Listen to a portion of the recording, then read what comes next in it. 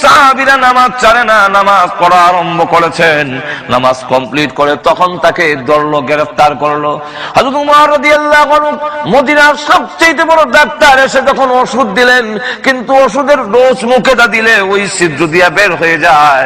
তখন তিনি বললেন, আমাকে চিকিৎসার আর দরকার নেই, আমার সময় শেষ হয়ে যাচ্ছে। হযরত আব্দুল্লাহ ইবনে ওমর রাদিয়াল্লাহু আনহুর ছেলে, যার নাম আব্দুল্লাহ, তাকে পাঠাইলেন আম্মাজান আয়েশা। তিনি হলেন গোটা উম্মতের মা, তিনি আম্মাজান, তিনি আমার মা। যাও গিয়ে বলো, আমার জীবনের আকাঙ্ক্ষা, আমার জীবনের সবচেয়ে বড় চাওয়া এবং পাওয়া, আল্লাহর নবীর কাছে একটি কবরের জায়গা বাকি আছে, ওই জায়গাটা যেন আমি উমরকে দান করে দেন। আম্মাজান আয়েশা সিদ্দিকা রাদিয়াল্লাহু আনহার কাছে যখন আসলো, আব্দুল্লাহ ইবনে ওমর রাদিয়াল্লাহু আনহু বলেন, ওগো আম্মাজান, শুনুন, আমার আব্বার শেষ আকাঙ্ক্ষা, মাসরিক থেকে মাগরিব পর্যন্ত আলোড়ন সৃষ্টি হয়ে গেছে উমর আহত হওয়ায়, কিন্তু এখন দেখা যায় আমার আব্বা বিদায় হয়ে যাবেন। ওসিয়ত করেছেন ওই জায়গাটা যদি আল্লাহর নবীর পাশে দিতেন, যে এই জায়গাটা খালি আছে, শুধু একটা কবর দেওয়া যাবে, এতটুকু জায়গা খালি আছে, এছাড়া আর কোনো খালি জায়গা নাই। জায়গার মালিক হলেন আয়েশা সিদ্দিকা রাদিয়াল্লাহু আনহা। তিনি বলেন, আব্দুল্লাহ ইবনে ওমর, তামাম পৃথিবী যদি একদিকে রাখা হয় আর ওই কবরের জায়গাটা যদি একদিকে রাখা হয়, তামাম পৃথিবীর চাইতে ওই কবরের জায়গাটার দাম বেশি। আমি আয়েশার আকাঙ্ক্ষা, ওই জায়গায় আমি শুইব, কিন্তু আমি কাউকে দিব না।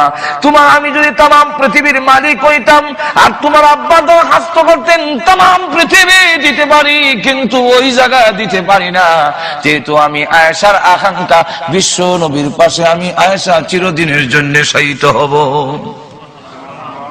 এই জায়গায় আমি শুনবো, এই জায়গায় আমার আকাঙ্ক্ষা। হযরত আব্দুল্লাহ ইবনে ওমর রাদিয়াল্লাহু আনহু ব্যর্থ হয়ে রওনা হয়ে গেলেন। কিছুক্ষণ যেতে না যেতেই তিনি সংবাদ পাঠাইলেন, গিয়া বললেন, যাও গিয়া কও আব্দুল্লাহ ইবনে ওমরকে আসার জন্য। তিনি আবার আসলেন, আসার পরে বলেন, চোখের পানি ছেড়ে দিয়ে তিনি কাঁদতেছেন আর বলেন, আব্দুল্লাহ ইবনে ওমর, আমি তোমার আব্বার জন্য ওই জায়গাটা ওয়াকফ করে দিলাম, দিয়ে দিলাম, যাও নিয়ে যাও। আর তিনি জোরে জোরে কাঁদতেছেন। আব্দুল্লাহ ইবনে ওমর রাদিয়াল্লাহু আনহু বলেন, ইয়া ওগো আম্মাজান, প্রথমে আপনি নিষেধ করে দিলেন, এখন আবার দিয়ে দিলেন, কাঁদতেছেন, কারণটা কি? নিষেধ করার পরে একটা কথা আমার স্মরণ হয়ে গেল, কিয়ামতের কঠিন ময়দানে বিশ্বনবী রাহমাতুল লিল আলামিন যদি বলেন, আয়েশা গো, তুমি না উম্মত জননী, উম্মতের মা, ওমর তোমারই সন্তান, সন্তান হয়ে একটি জায়গার জন্য আবদার করেছিল, তুমি একটু জায়গা দিতে পারলে না, তুমি কিসের মা হলে? কিয়ামতের মাঠে বিশ্বনবীর সামনে আমি কি জবাব দেব? এই কারণে আমার সবচেয়ে মহব্বতের জায়গা উমরের জন্য আমি দান করে দিলাম। হযরত ওমর রাদিয়াল্লাহু আনহু তিনি প্রথমে পাঠাইয়া আবার পিছনে দৌড়ে লোক পাঠাইলেন, আব্দুল্লাহ ইবনে ওমরকে গিয়ে বলো জায়গা লাগবে না, উনি যেন প্রস্তাব না দেয়। কেন? বলে আমার একটা কথা ইয়াদ হইছে। কি কথা? বলে আমি এখনো রাষ্ট্রপ্রধান, আমি এখনো আমিরুল মুমিনিন, প্রাণ যাওয়ার আগ পর্যন্ত তো আমি ক্ষমতায় এখনো আমার আছে। এখন ক্ষমতা থাকা অবস্থায় আরেকজনের জায়গা যে আমি প্রস্তাব দিলাম, এটা তো আমার রাষ্ট্রীয় ক্ষমতার অপব্যবহার হইতে পারে। আমার ক্ষমতার বলে জায়গা দখল করেছি, কিয়ামতের মাঠে যদি আমি আসামির কাঠগড়া হয়ে যাই, সুতরাং আমার ছেলেকে গিয়ে বলো জায়গার প্রস্তাব দিতে হবে না, ফিরে আসার জন্য। কিন্তু প্রস্তাব নিয়ে যেতে যেতে আব্দুল্লাহ ইবনে ওমর রাদিয়াল্লাহু আনহু বলেন যে, আম্মাজান আয়েশা সিদ্দিকা ওনার জায়গা আপনার জন্য ওয়াকফ করে দিয়ে ফেলেছে। তো আল্লাহর নবীর পাশে হযরত উমর রাদিয়াল্লাহু আনহু শোয়ার সুযোগ হয়ে গেল। এই তিনজন হাদিস কেমন বাস্তবায়িত হয়, আল্লাহ রাসূলের হাদিসের কথা কত সত্য, যে এখনো আল্লাহ রাসূলের পাশে আবু বকর সিদ্দিক রাদিয়াল্লাহু আনহু আসুননি, এতদূর না উমর আসুননি, কিন্তু যার গড়ের মালিক যিনি আয়েশা সিদ্দিকা রাদিয়াল্লাহু আনহা, উনি কিন্তু শোয়ার সুযোগ হইছে না। ঠিক না? তাহলে এখন আসুন, আল্লাহ রাব্বুল আলামিন বলেন, কাইফা তাকফুরুনা বিল্লাহি ওয়া কুনতুম আমওয়াতান ফাআহইয়াকুম। ও পৃথিবীর মানুষ, তোমরা একটু বিবেচনা করো, একটু চিন্তা করো, একটু তোমার যে সাধারণ জ্ঞান আছে সেই জ্ঞান দিয়ে একটু চিন্তা করো, সেই সত্তার সাথে, সেই আল্লাহর সাথে তুমি কিভাবে নাফরমানি করো, তার কথা অমান্য করো কেমনে? তোমার বডির অস্তিত্ব ছিল না, আল্লাহ রাব্বুল আলামিন একটু নাপাক পানির থেকে এই সুন্দর অবয়ব আকৃতি তৈরি করে তোমার নাভির মধ্যে একটু মাটি সংমিশ্রণ করে এরপরে সুন্দর অবয়ব সুন্দর আকৃতি দিলেন। এই বডিটা আমার সুন্দর আকৃতি কে দিছেন? আর একটু জোরে কও। এই যে এত সুন্দর, এখানে কি আমাদের কোনো হাত আছে, কোনো ক্ষমতা আছে? আমরা কি যারা নাকি 22 আঙ্গুল এটাতে কি 20 আঙ্গুল কইরা আনবার মতো কোনো ক্ষমতা আছে? এই দেশেও এই আপনাদের এই আমেরিকা এবং ইংল্যান্ডে, হ্যাঁ ব্রিটেনের মধ্যেও অনেক সন্তান আপনার ডিজেবল, অনেক সন্তান প্রতিবন্ধী, এরা যে আসে, এটা কি সরকারের ক্ষমতা আছে যে এটা সোজা করার মতো ক্ষমতা কি সরকারের আছে? না তো যখন আছে। আল্লাহ রাব্বুল আলামিন বলেন আমি যেমনি ইচ্ছা এমনি বানাইছি, এখানে কারো কোনো হাত।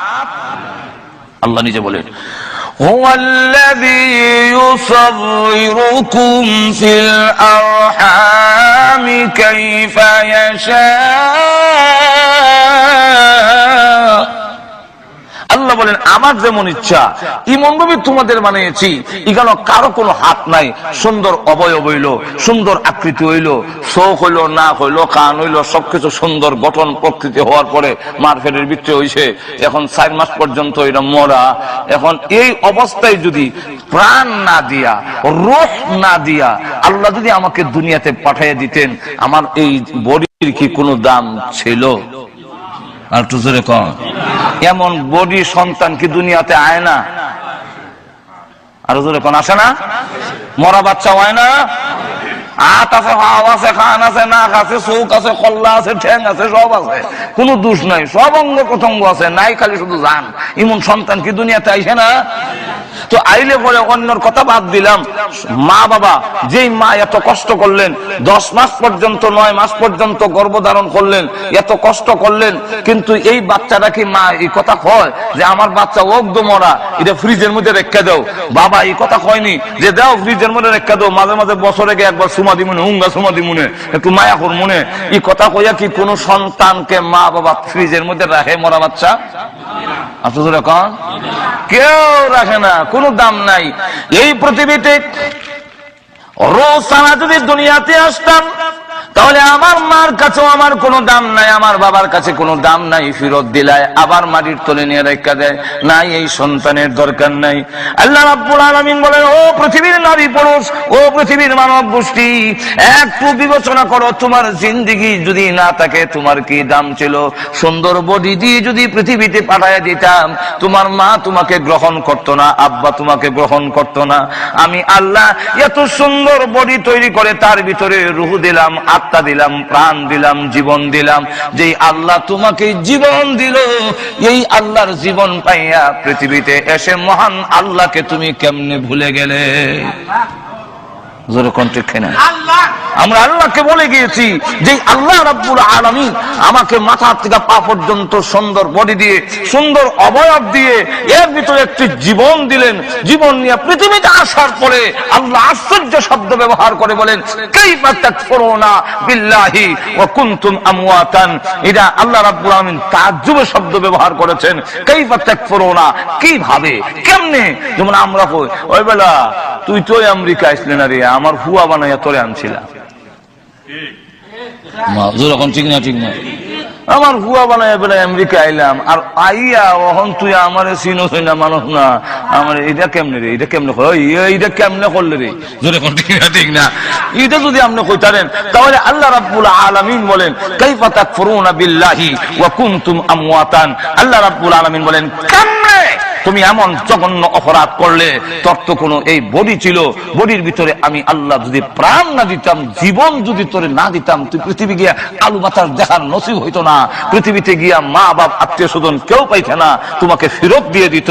আমি আল্লাহ তোমার ভিতরে রূহ দিলাম, আত্মা দিলাম, জীবন দিলাম, লাইফ দিলাম। জোরে কোন ঠিক না? ঠিক না?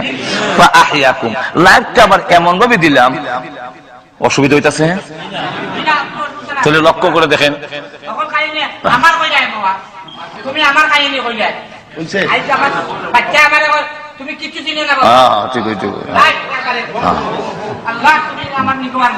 মাশাআল্লাহ।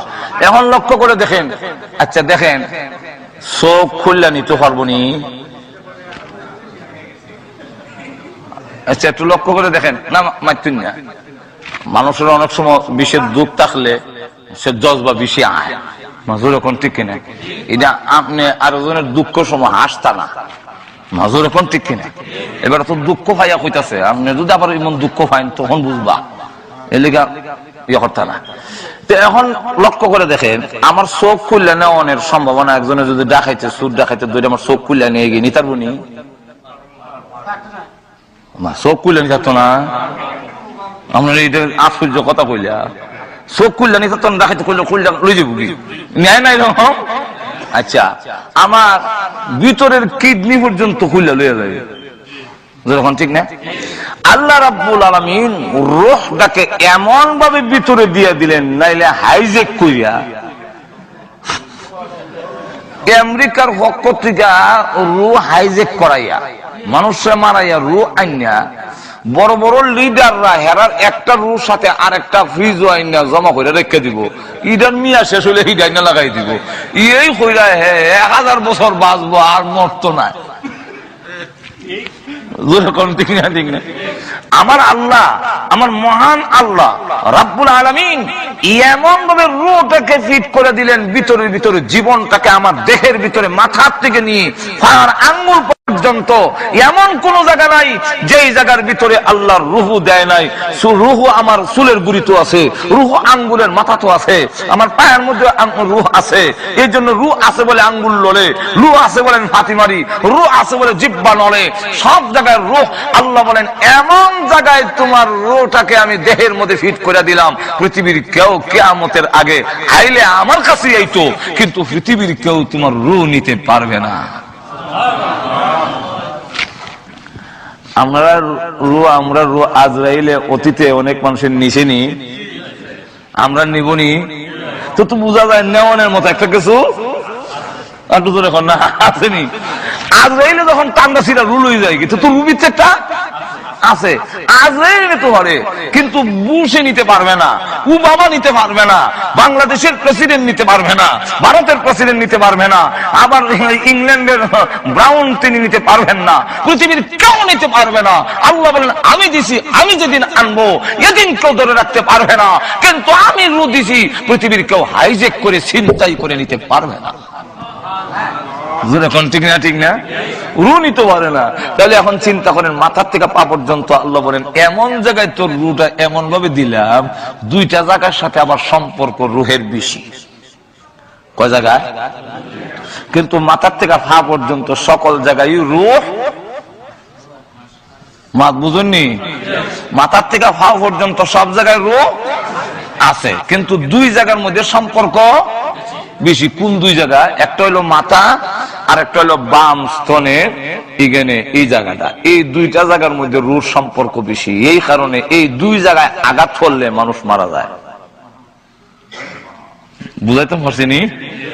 আখ কাটলেও মানুষ মরে না, পাও খাদি লাইলে মানুষ মরে না, চোখ খুলে নিছে কি মানুষ মরে না, জিব্বা খাদি লাইছে মানুষ মরে না, কিন্তু একটা ছুরি দিয়ে সেন্টার মতো এখানে যদি হার মারে,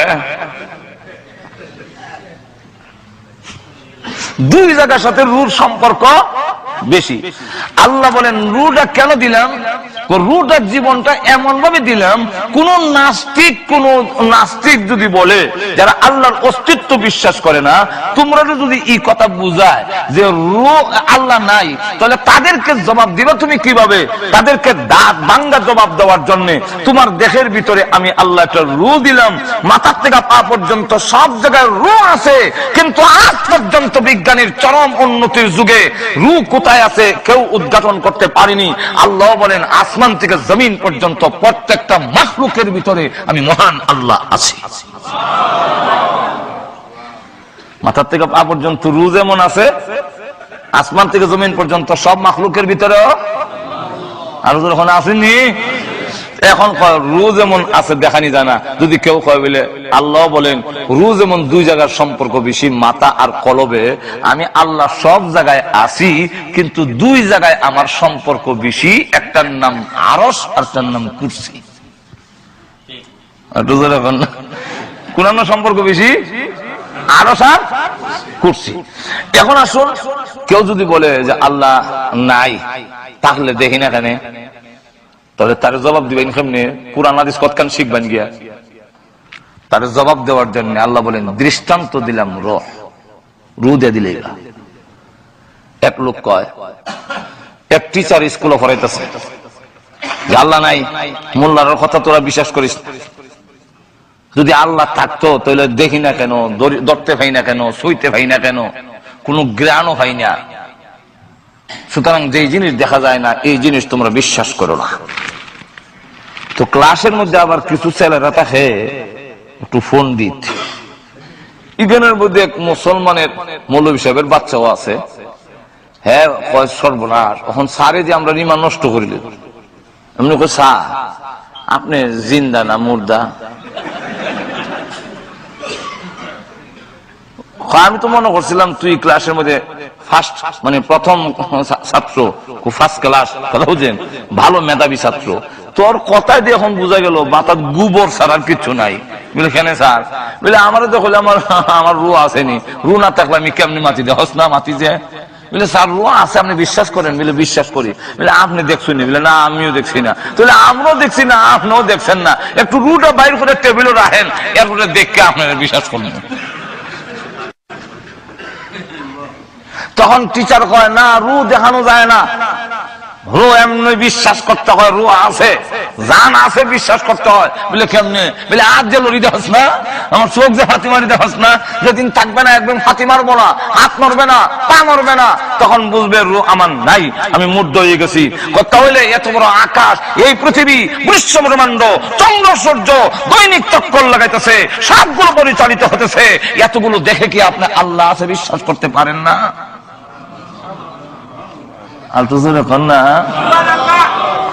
এরপরে আবার আমরা নবীরা তো আল্লাহ, আমাদের নবী তো আল্লাহ দেখেই কইছেন আল্লাহ আছে।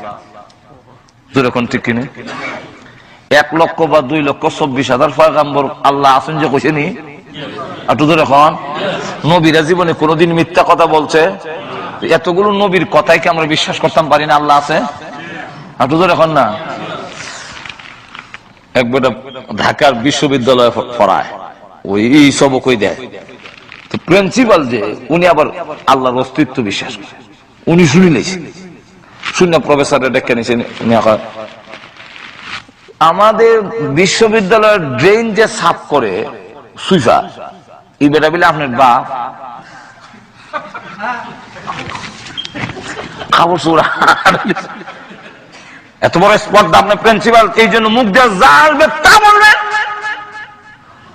না ভাই আমি তো জানি না, আমি কইলাম এবার আপনার বাপ নেই। আবার দেখুন কি এবার আমার বাপ হইব করছি, আপনার বাপ কেটা? তখন কইছে অমুক আমার বাপ। তো অমুক যদি আপনার বাপ হয়ে থাকে, অমুকের মাধ্যমে আপনি দুনিয়াতে আইসেন না অন্যের মাধ্যমে আইসেন, আপনি কি দেখছিলেন?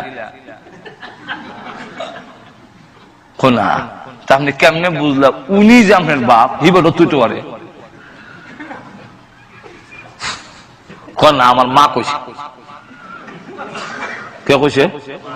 আরো ধরে কন উনি আমার বাপ। এই কথাটা আমরা যে বাপ বলি, এটা তো আমার মা কইছে, কেন উনি আমার বাপ? ধরে কন ঠিক কিনা? এমনি ডাক দিয়া কয় একজন মহিলার সাক্ষী কৌড়ে গ্রহণযোগ্য নয়, কিন্তু এক মহিলার সাক্ষীতে যদি আপনি একটা লোককে বাপ স্বীকার করতে পারেন, 1 লক্ষ বা 2 লক্ষ 24,000 পয়গম্বররা বলেছেন লা ইলাহা ইল্লাল্লাহ, আল্লাহ ছাড়া কোনো মাবুদ নাই, এতগুলো নবীদের সাক্ষীর পরও আপনি কি আল্লাহকে মেনে নিতে পারেন না? জোরে কোন ঠিক না? ঠিক না? লক্ষ্য করে দেখেন আল্লাহ রাব্বুল আলামিন বলেন আমাকে বুঝার জন্য তোমার ভিতরে একটা রূহ দিলাম। জোরে কোন কি দিলাম? রূহ। রূহ যাকে জীবন, লাইফ বলে। আল্লাহ নিজে বলছেন কাইফা তাকফুরুনা বিল্লাহি ওয়া কুনতুম আমওয়াতান ফাআহইয়াকুম। এই পৃথিবীর মানব গোষ্ঠী, কিভাবে তোমরা নাফরমানি করো, কিভাবে তোমরা কুফরি করো ওই আল্লাহর সাথে, যেই আল্লাহ তোমরা নিষ্পাপ, তোমরা নিষ্প্রাণ ছিলে। ফাআহইয়াকুম, তোমাদের প্রাণ দিয়েছেন, জীবন দিয়েছেন। তাহলে এবার বলুন মূল্যবান জীবন কে দিয়েছেন? আর একটু জোরে আওয়াজ দিয়ে বলেন। যাক বিস্তারিত এগুলো আর কোনের দরকার নাই, আর নাইলে কইতে গেলে আজকাল টাইম এগুলো শেষ হয়ে যাবে। আল্লাহ রাব্বুল আলামিন যে আছেন এটা রূহ দিয়ে আমরা একটা অনুমান করতাম, একটু ধরে না পারিনি, না দেখলেও বিশ্বাস করা যায় আল্লাহ। যেমন লক্ষ্য করে দেখে ইমাম আবু হানিফা রাহমাতুল্লাহ আলাইহির যুগে একদল নাস্তিক আর একদল আস্তিক। একদল হয় আল্লাহ আছেন, আর একদল হয় আল্লাহ নাই। ইমাম আবু হানিফা রাহমাতুল্লাহ আলাইহি বলেন আছেন, কিন্তু ওরা কয় নাই। এখন নাই যে এই কথাটা বুঝাইতে গেলে, আল্লাহ আছেন এই কথাটা বুঝাইতে গেলে তো নাস্তিক যারা আল্লাহ বিশ্বাস করে না তাকে যদি আপনি দলিল দেন, কোরআনের আয়াত কইন, মানবনি? আর তো যখন মানবো কে, তো আল্লাহই মানে না, তো কোরআনে আল্লাহর আয়াত কইলে কি কারণ? সুতরাং উনি বলেন, তারা বলল যে আল্লাহ যে আছে আপনি বলতেছেন, এটা একটা প্রমাণ বলতে হবে, প্রমাণ দিয়ে বুঝাইতে হবে আল্লাহ যে আছে। ইমাম আবু হানিফা রাহমাতুল্লাহ আলাইহি বলেন ঠিক আছে, আগামীকাল 10টার সময় বহসের টাইম, বাহাস মুনাজারা। নাস্তিকরা এই বই দিয়েছে 10টার সময়, আর নাস্তিকের পক্ষেও লোক আছে, আস্তিকের পক্ষেও লোক আছে। ইমাম আবু হানিফা রাহমাতুল্লাহি আলাইহি তিনি দেখা যায় 10টা হইছে, 11টা হইছে, 12টা হইছে, খবর নাই। এখন ওনার পক্ষে যারা আরে ইমাম আবু হানিফা যদি না পারবো তাহলে এই বহসটা রাখলো কেন? আর হেরা তো মিছিল দেলাই তো, আর সামান্য বাকি আছে, মিছিল বাড়ি যাবো, জিতিল রে জিতিল, নাস্তিকরা জিতিল। এটা হয়তো 1টার সময় দেখে ইমাম আবু হানিফা আজিজ, তখন কইল টাইম হলো 10টা, এখন বাজে 1টা, 3 ঘন্টা লেট, যখন ঠিক না? তো এত লেট করে যে এই বেটার সাথে আর বহস চলে না, বিনা বহস হয়ে এখন আপনি হাইরে গেছেন। উনি বলেন আমার আসতে কেন দেরি হইলো, এটা যদি আমি উপযুক্ত কারণ থাকে তাহলে আপনারা মানবেন না। কি উপযুক্ত কারণ? আমি ওই যে নদীটা মাঝখানে মানে ফারে এসে দাঁড়াই রয়েছি 8টার থেকে, যাতে 10টার সময় আগে দিতাম পারে, কিন্তু কোন নৌকা ভাই না। শেষ পর্যন্ত নদীর পারে একটা ঘাট ছিল, এটা আমনে আমনে কাইটটা পড়ছে অটোমেটিক। এরপরে এই গাছ অটোমেটিক সাইজের তক্তা হয়েছে, খেয়াল করে ঘুমাই যায় না, অটোমেটিক কি হয়েছে, তক্তা হয়ে গেছে। এরপরে আমনে আমনে এই তক্তাগুলো জোড়া লাগছে, লাগিয়া নৌকা হয়েছে। নৌকা হইয়া এখন আইতে গিয়া এই নৌকা হইয়া আমার কাছে কান্ডারি ছাড়া, মাঝি ছাড়া আবার নৌকাটা চললে আইসে।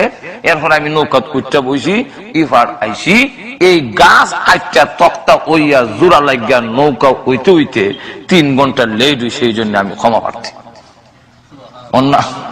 নাস্তিকরা কয় গাঞ্জা খাওয়ানোর অভ্যাস আছে কেন? এই গাঞ্জা করি কথা কোন কিটা মাত এখানে বলে গাছ কে আমনে আমনে এইভাবে কাটটা করে, অত গাছের জ্বর উল্টো করেছি, অথবা এই গাছকে নিজে নিজে সাইজের তক্তা হয় বুঝলেন না? তো গাছকে নিজে নিজে তক্তাগুলো জোড়া লেগে নৌকা হয় বুঝলেন না? মেস্তুর ছাড়া কি নৌকা হয় বুঝলেন না? এই নৌকাটা কি নির্দিষ্ট গতিতে মাঝি ছাড়া আমনে আমনে যাইবো, বাতাসের বাইলে নিলে পানির সুতের বাইলে যাইবো, কিন্তু নির্দিষ্ট গতিতে কি যায় বুঝলে যায় না। তাহলে এই গাঞ্জা করি কথা কেন মানবো? ইমাম আবু হানিফা কথা তো আমার হইছে, যদি এক মেস্তুর ছাড়া করাত দিয়া না ছিললে সাইজের তক্তা হয় না, যদি মেস্তুর ছাড়া এইগুলো জোড়া লেগে নৌকা না হয়, নৌকা বানাইতে গেলেও যদি মেস্তুরের দরকার হয়, আর এদের চালাইতে গেলে যদি কান্দারির দরকার হয়, যদি বিশ্ব ব্রহ্মাণ্ড এটা আপনার নইছে না, এর একজন মেস্তুর আছে, এগুলো এমনি চলে না, এর একজন চালক আছে, তার নামই হলো আল্লাহ। যতক্ষণ ঠিক কিনা? আল্লাহ রাব্বুল আলামিন বলেন كيف تكفرون بالله وكنتم أمواتا فأحياكم ثم يميتكم। আল্লাহ রাব্বুল আলামিন বলেন কিভাবে নাফরমানি করো, আমি আল্লাহ তোমাদের জীবন দিয়েছি, আবার এই জীবন আমি নিয়ে আসবো। ইউমিতুকুম, তোমাদের মরণ দিব। জীবন চিরজীবন থাকবে না, এই পৃথিবীতে কেউ থাকতে পারে না, থাকবেও না, সবগুলো মৃত্যুবরণ করতে হবে। তোমারও একদিন মরণ হবে, কেউ আটকায় রাখতে পারবে না। এত জোরে কন না, মরণ আসেনি আমরা, আরো জোরে কন। এই মাসআলার মধ্যে কোন দ্বিমত, এত জোরে কন দ্বিমত। একদিন মরতে হবে, মরণের ঘাটে তোমাদের যেতে হবে। ওই দিন তোমাকে কেউ ধরে রাখতে পারবে না, মরণ থেকে আটকা রাখতে পারবে না। যেদিন মরণ আসবে আল্লাহ রাব্বুল আলামিন বলেন তুমি যেখানে লুকাইতে চাও লুকাতে পারবে না। আইনামা তাকুনু ইউদরিকুমুল মাউত ওয়ালাউ কুনতুম ফি বুরুজিম মুশাইয়াদা। শক্ত গাঠির ভিতরে, সন্দুকের ভিতরে তোমাকে যদি তালাবদ্ধ করে রেখে দেওয়া হয়, সিকিউরিটি গার্ড দিয়ে যদি রাখা হয়, লক্ষ লক্ষ সোলজার যদি বিট করা হয়, আর সবগুলো যদি অস্ত্র নিয়ে কামান বন্দুক যা আছে ক্ষেপণাস্ত্র সব ফিট করে বসে রাখে, কিন্তু জেনে রাখো আমার মরণের হাত থেকে তোমাকে বাঁচাতে পারবে না। কন্যা ওই দিন মরণ আমাদের একদিন হবে, জোরে কোন ঠিক নেই। শুধু তা না, আল্লাহ রসুল বলেন প্রতিদিন আজরাইল দৈনিক প্রত্যেকটা মানুষের দরজায় গড়ে গড়ে ইয়াকিফু আলাল বাব খামসা মাররাত। আল্লাহ রসুল বলেন প্রত্যেকটা মানুষের দরজায় আজরাইল দৈনিক 5 বার হাজির হয়। আর তো জোরে বল না, আপনারা এই কথা মনে করেন না যে আমরা অত নম্বরের ঘরের ভিতরে আর সিকিউরিটির ভিতরে কেমনি আইব, অত নম্বর চিনলেন। আমরা তো অনেক সময় ফেস লাগে যাই, ঈদ একটা চিহ্ন দিয়ে তৈরি যায় ঘরের নম্বরটা ঠিক রাখবার লাগিয়া। আজরাইলের তালিকার মধ্যে তো সব আছে, আসেনি? আর তো জোরে হোকা। আল্লাহর রাসূল বলেন ইয়াকিফু আলাল বাব খামসা মাররাত। প্রতিদিন মানুষের দরজায় আজরাইল গিয়ে প্রত্যেকটা মানুষকে 5 বার তার কাছে ছবি দেওয়া আছে, ওই ছবি মিলাইয়া আপনি তো যাচ্ছেন টেকুর দিকে, আপনি যাচ্ছেন দোকানের দিকে, আপনি যাচ্ছেন আমি এখন চাকরির দিকে যাই, কামো যাই, কামো যাইতেছেন। আজরাইল বলেন তোমার একবার দেখে লই, মাথার থেকে পা পর্যন্ত দেখে রাখ। ও পৃথিবীর মানুষেরা জেনে রাখো, তুমি জানো তোমার মরণ আছে, তোমার ইচ্ছা মতে নয়, আমি আল্লাহর ইচ্ছা মতে। জোরে কোন ঠিক না? এবং মরণটা কোন দিন হবে এটাও জানায় দেই নাই, লুকায় রেখে দিয়েছি। যখন ঠিক নেই, মরণটা আল্লাহ কয়ে দিলে সুবিধা ছিল না যে 2020 সালের জানুয়ারির 15 তারিখ তোমার মরণ, জানুয়ারি 2020 সালের জানুয়ারির 19 তারিখ সবির আলীর মরণ। এইভাবে যদি আল্লাহ দিয়া দিত তো সুবিধা আছিল, বুঝলেন না? কেন মরণ আল্লাহ লুকায় রাখলেন, কেন প্রকাশ করলেন না? আল্লাহ রাব্বুল আলামিন জানায়া দিয়েছেন লুকায় রাখার কারণ কয়েকটা। এর মধ্যে একটা হলো পৃথিবীর নিজাম ঠিক থাকবে না, আইন দিও, পুলিশ বাহিনী দিও, আইন শৃঙ্খলা ঠিক রাখতে পারবে না। এর প্রথম নম্বরটা হইল কেমনে? যখন আমি জানিলাই 2000 সালে জানুয়ারির 15 তারিখ মরণ, তো 14 তারিখ আইবার আগ পর্যন্ত আমি বেপরোয়া থাকবো। বাংলাদেশের কথা বলি, আপনাদের দেশের না। বাংলাদেশের মেইন রোডে, হাই রোডের মধ্যে গিয়া মাঝখানে উবাই থাকবে, ইন্ডার ডিস্ট্রিক্ট আর ট্রাক আয়া ফিসাদা গরম দিল আমার সরাই থাকতো না। কেন? আমি তো জানি জানুয়ারি 2020 সালের জানুয়ারির 15 তারিখ মরণ, তো ওইসে না, জানুয়ারি আইসে না। সুতরাং আমার মরণ এখন হবে ইন্ডার ডিস্ট্রিক্ট, তুমি উপরে দিয়ে যাবে।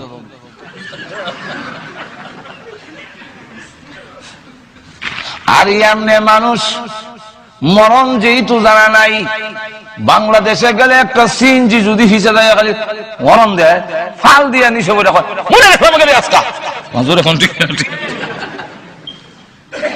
এমনি দেখবেন আমরা দেশে একজন আরেকজনের মারবার লেগে যায়, আটকাইলে আজকে এসব নামাজ 9টায় হবে ইনশাআল্লাহ।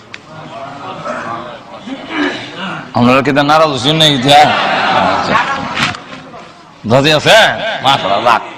এখন দেখা গেল মনে করেন আমরা দেশে একজন আরেকজনের মারবার লেগে লাঠি সুটা লইয়া যায়, আটকাইলে ইমিউনি স্পিরিট বাড়ে, আপনার ফাউ ভাঙিল মুড়াইয়া সব নিতে পারে, সারলে আর বেশি যায় না, ফেলে যায় না। না যাওয়ার কারণ হলো হের ভিতর ডর আছে, আমি যে মারতাম যাবো আমার মানিলা, যেরকম ঠিক কিনা। সুতরাং 1 নম্বর হলো মরণ যদি আমি জ্বালাইয়া দেই তো তোমাদের আইন শৃঙ্খলা ঠিক থাকবে না। দুই নম্বরটা হলো ইমাম সাহেব আর মুয়াজ্জিন সাহেব ছাড়া মুসল্লি মসজিদে হওয়া যেত না। আর তুজোর এখন না ঠিক না ঠিক কেন কব আমি জানুয়ারি 2020 সালের 21 সালের 30 সালে মরমু অত আগে গিয়ে মসজিদে যাওয়ার দরকারটা কিটা মাত্র 4 মাস আগে যে মসজিদে যামু আর মসজিদ থেকে বেরিতাম না আল্লাহ আল্লাহ ওইগুলো যাবো অত আগে গিয়ে মসজিদে গিয়ে বীর জমানির দরকার নাই। সুতরাং দেখা যাইব মসজিদে মুসল্লি নাই, ইমাম সাহেব আজান দিয়ে বই থাকবো মুয়াজ্জিন আর ইমাম সাহেব আল্লাহ চাকরি লেগে অন বলিছে, কোনো মুসল্লি নাই। কেন মুসল্লি অত আগে অনেক দরকার কিটা মরবো তো আরো 20 বছর পরে। যেরকম ঠিক কিনা?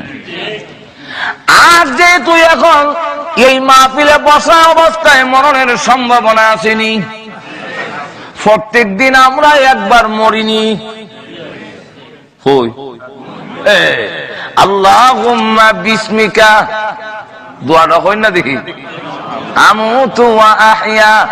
আমুতু বলেন কেন কইতেন আনুমু, আনুমু মানে আল্লাহ আমি তোমার নামে ঘুমাইলাম, আমি ঘুমাই আর কই মরলাম। আল্লাহ রাব্বুল আলামিন সূরা জুমরের এক আয়াতের মধ্যে বলেন তোমরা যখন ঘুমাও তোমার ভিতর থেকে রূহ বের হইয়া আমার কাছে চলে আসে। রে পৃথিবীর মানুষরা আমি যারে ফিরত দেই হে ঘুম থেকে উঠতে আবার কামো যায়, আর যার ফিরত দেই না আটকায়া দেই এই ঘুমের মধ্যেই মরে যায়। এই কথা বুঝার পরও তুই কেমনে সুদ খাস, এখনো তুই নামাজ ছাড়স, নামাজ ছাড়া দিলে এখনো তুমি সুদে ঘুষের মধ্যে মদ জুয়া গাঞ্জার মধ্যে লিপ্ত হয়ে আছো। এই যে আল্লাহুম্মা বিসমিকা আমুতু ওয়া আহইয়া কইয়া তুমি ঘুমায়াছো, এমন কত মানুষ ঘুমায় আর জিন্দেগিতে উঠে না। যেরকম ঠিক কিনা? ঘর থেকে বের হয় কাম থেকে ফিরত আইতাছে, টেলিফোনে যোগাযোগ করে বেগম সাহেবের সাথে, এরকম বাস্তব ঘটনা হইতেছে, কোনো অবাস্তব না, সব বাস্তব হইতাছে। মানে ঘুমাইছে আল্লাহুম্মা বিসমিকা আমুতু ওয়া আহইয়া, আর উঠে নাই। পাশে সন্তান ঘুমো, ওরা উঠে গেল কিন্তু আব্বা উঠে না, মনে করছে ঘুমাইছে, ঘুম ছাড়ে নাই, তারা বাচ্চারা কাছ থেকে চলে গেছে। সকাল যখন 10টা হয়ে গেছে এখনো কেন উঠে না, ধাক্কা দিয়ে দেখে জনমের ঘুমানি ঘুমাইছে আর উঠবে না। যেরকম ঠিক না? শুধু তা না, বাস্তব ঘটনা হইল বড় একজন অফিসার আমাদের ব্রাহ্মণবাড়িয়ার তিশাস গ্যাস ফিল্ডের, তিনি এমডি বড় অফিসার সিলেট থেকে, তিনি আসতেছে, বাসা রয়ে গেছে ব্রাহ্মণবাড়িয়ায়, বদলি করছে সিলেটে, কথা বুঝছেন? সিলেট থেকে আসতেছে মাধবপুর কাছে এসে বলে আর আধা ঘন্টা বাকি আছে। ছেলে মেয়েদের সঙ্গে কথা বলে বসদ হয়, আর আধা ঘন্টা আইতাছি, আর বেশি সময় না, আধা ঘন্টার ভিতরে আসতেছি। কিন্তু দেখা গেল কত ঘন্টা গেল আর ফিরে আসলো না। যেরকম ঠিক না?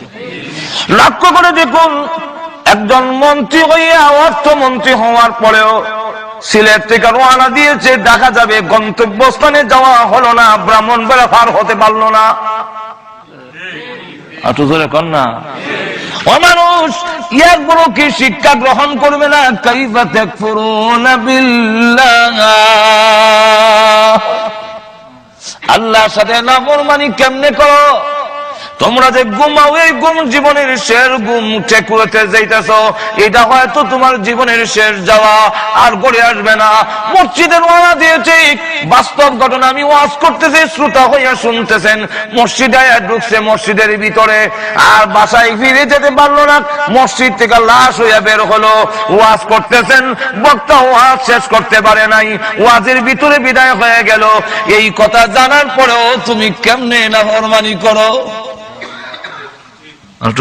ঠিক নেই? ওই দিন বলবে যেদিন তোমার রূহ বের করা হবে, আর যখন তোমার চতুর্দিকে 500 ফেরেশতা দেখবে, ডাইনে 500 বামে 500, আর মেরাজটা চাপ দেয়া ধরবি, তাম পৃথিবী দিলেও যখন তোমাকে সরানো যাবে না, ওই দিন যখন আসবে আল্লাহ রাব্বুল আলামিন জানায়া দিয়েছেন মরণটা লুকে রেখে দিয়েছি।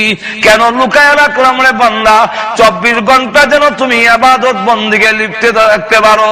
আজরাইল আসলে যেন তোমার হতাশা না হয়, অস্থির যাতে না হও।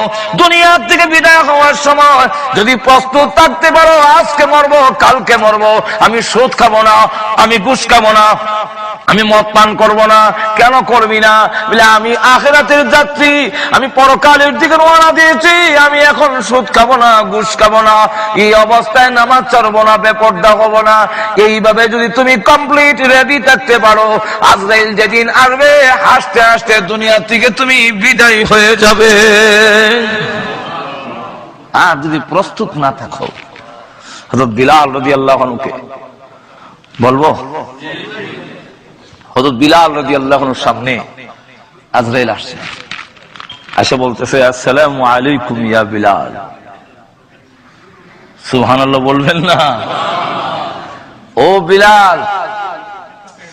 জি গাড়ি মসজিদের পিছে মাদ্দা পতাকা সরাইতে পারলো, বারকম বাড়াইতে পারছে না। ভাইরা আমার, হযরত বিলাল রাদিয়াল্লাহু আনহু নাম শুনছেন তো আপনারা? ওনাকে আজরাইল এসে বলে আসসালামু আলাইকুম ইয়া বিলাল, আপনি আল্লাহর সালাম গ্রহণ করুন। এবং আল্লাহ এই কথা বলেছেন যে আল্লাহ আপনি কালো বিলালকে ভালোবাসেন। যেহেতু আল্লাহ ভালোবাসেন, আর অটোমেটিক আমরা সবই ভালোবাসি, এটার খবর লাগতো না।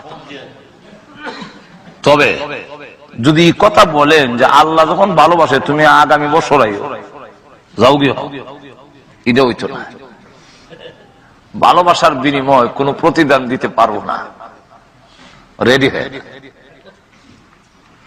হযরত বিলাল রাদিয়াল্লাহু আনহু বলেন, হে আজরাইল, রেডি হওয়ার টাইম দেওয়ার দরকার নাই। মুসলমান তার নাম যিনি মৃত্যুর জন্য 24 ঘন্টা প্রস্তুত থাকে। ঠিক কিনা?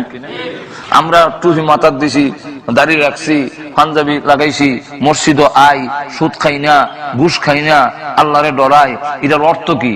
এর অর্থ হইল মৃত্যুর জন্য প্রস্তুত। ঠিক নেই? হযরত বিলাল রাদিয়াল্লাহু আনহু বলেন, সালাত দেওয়ার দরকার নাই। ওই বেঈমান কাফেররা যখন আমাকে মারতো, আমি মনে করতাম আজকের এই দিন আমার জীবনের শেষ দিন। আবার যখন হুঁশ আসতো, ওরা আবার মারে, অজ্ঞান হয়ে যায় মায়ের খেতে খেতেই। আর মনে মনে বলি এই জীবন, আজকের দিন আমার জীবনের শেষ দিন। এমন করে আমার মরণ হইল না, শাহাদত আমার কবরে নাই, এই জন্য মরতে পারিনি। আমি মৃত্যুর জন্য যেদিন ইসলাম গ্রহণ করেছি, ওই দিন থেকেই মৃত্যুর জন্য প্রস্তুত আছি। তবে একটি কথা আমার নবী বিশ্বনবী রাহমাতুল লিল আলামিন বলেছেন, আল্লাহ যাকে ভালোবাসেন সে মরণের সময় কোনো আবদার করলে ফুরা না হওয়া পর্যন্ত আজরাইল তার গায়ে হাত লাগায় না। রে আজরাইল, এখন আমি আকাঙ্ক্ষা পেশ করছি, দুনিয়ার নয়। আমি 4 রাকাত নামাজের নিয়ত বানবো। প্রথম রাকাতে আমার গায়ে হাত লাগাইও না, দ্বিতীয় রাকাতে হাত লাগাইও না, তৃতীয় রাকাতে হাত লাগাইও না, চতুর্থ রাকাতের প্রথম সেজদায় হাত দিও না। আমি শেষ সেজদায় যখন পড়বো, আল্লাহর কসম করে বলি, রূহ বের না করা পর্যন্ত আমি আর মাথা উঠাবো না। কেন জানি আমি মাথা উঠাবো না কেন জানো? এই দরখাস্ত কেন করলাম? আমার আকাঙ্ক্ষা ছিল শাহাদাত বরণ করার। কিন্তু শাহাদাত আমার কপালে নাই, তাই আমি এখন এমন ভাবে মরতে চাই। আমার আল্লাহ বলেছেন, হাদিসে কুদসির মধ্যে আছে, আল্লাহ বলেন তোমরা যখন সিজদা দাও তখন দেখতে দেখা যায় কার্পেটের মধ্যে সিজদা দাও, যখন সিজদা দাও তখন দেখতে দেখা যায় মাটির মধ্যে সিজদা দাও। আল্লাহ বলেন না রে বান্দা, মাটির মধ্যে নয়, কার্পেটে নয়, আমি আল্লাহর কুদরতি পাথর কপালের নিচে থাকে। ও আজরাইল, আমি চাই আমি বিলাল এমন ভাবে মরতে, তোমরা ফেরেশতারা যেই সময় ছবি তুলবে হাসরের মাঠে আমার আমল নামা যখন উল্টানো হবে তখন দেখা যাবে আমি বিলাল আমার আল্লাহর কুদরতি পায়ে সিজদায় দিয়ে পড়ে আছি। সুতরাং আমি গোলাম আল্লাহ আমার মনিব, এমন ভাবে আমি মরতে চাই। এমনি আল্লাহ ডাক দিয়ে বলেন, ও আজরাইল, আমার বিলালের দরখাস্ত আমি আল্লাহ মঞ্জুর করে নিয়েছি। মৃত্যুর জন্য প্রস্তুত থাকো মুসলমান। যে কোনো মুহূর্তে তুমি নাফরমানি কেমনে করো জানো, মরণটা তোমার নিয়ন্ত্রণে নয়, মরণ আমি আল্লাহর নিয়ন্ত্রণে। জোরে কোন ঠিক কিনা? কার নিয়ন্ত্রণে? তাইলে আল্লাহ রাব্বুল আলামিন নিজেও বলছেন, রাসূলকেও বলছেন, ওগো নবীজি আপনিও এই কথা বলে দেন, আপনিও এই কথা বলে দেন, قل إن صلاتي ونسكي ومحياي ومماتي لله رب العالمين।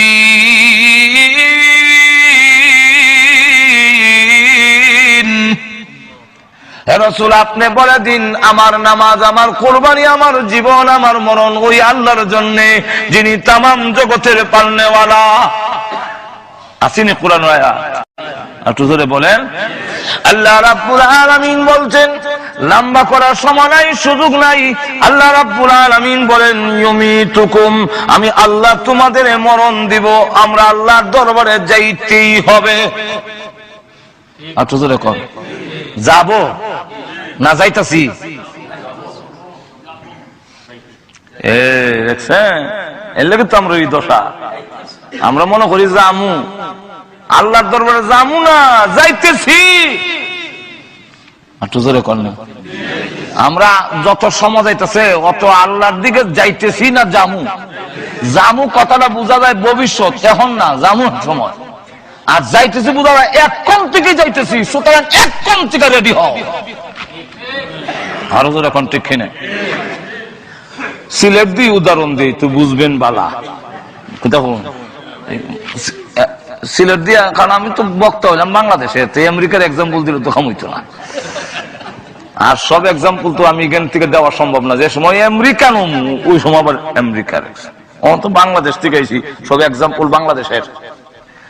বাংলাদেশের মনে করেন সিলেটের শহরের এক মেয়ে বিয়ে দিলে সে করে ও সুনামগঞ্জ নাইলে তারা ভাষা দিরাই বাড়ি এলাকা, কোন মেয়ে গিয়ে থাকতে চায় না। বাড়ি এলাকার পরিবেশ ভালো না, বাহের বাড়িতে আইলে আর যায় না। তো স্বামী আরেকদিন করছে কি, তা সালাই করছে নিবার লাগিয়া একটা ইঞ্জিন চালিত ট্রলার নৌকা লুয়ে আইছে। নৌকায় নিয়ে একটু দূরে নৌকা রেখা এখান থেকে সুরমা নদীর পাড়ে আইটা আইসে শ্বশুর বাড়িতে আইয়া খাওয়া দাওয়া করছে, কিছু আলাপ সালাপ করার পরে সব যখন ঘুমাইছে, গরমের সময় এখন তো সব ঘুমাই দিছে, চলো আমরা একটু সুরমা নদীর পাড়ে একটু আইটা উঠে দেখি কেমন সুন্দর লাগে।